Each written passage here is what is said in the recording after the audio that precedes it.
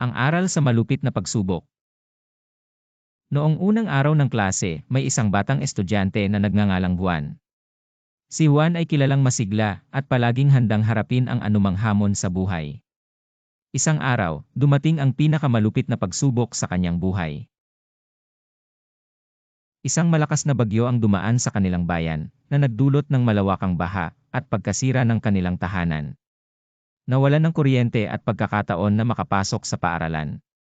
Hindi alintana ni Juan ang lahat ng ito at nagtulungan sila ng kanyang pamilya para muling makabangon. Sa gitna ng kaguluhan, natutunan ni Juan ang halaga ng pagtutulungan at pagiging matatag sa panahon ng krisis. Hindi lamang siya nagtagumpay sa pagsusulong ng kanyang sariling pamilya, kundi nagbigay rin siya ng inspirasyon sa kanyang kapwa estudyante na sumabay sa kanya sa pagtulong sa komunidad. Sa paglipas ng panahon, bumangon ang kanilang bayan mula sa pagsubok na iyon. Subalit, hindi lang ito ang nagbago sa buhay ni Juan.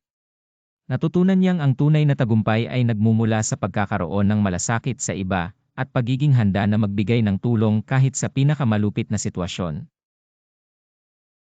Sa pagtatapos ng kanyang karanasan, si Juan ay nagtanim ng halaman sa harap ng kanilang bagong tahanan bilang sagisag ng pag-asa at pagbangon mula sa unos.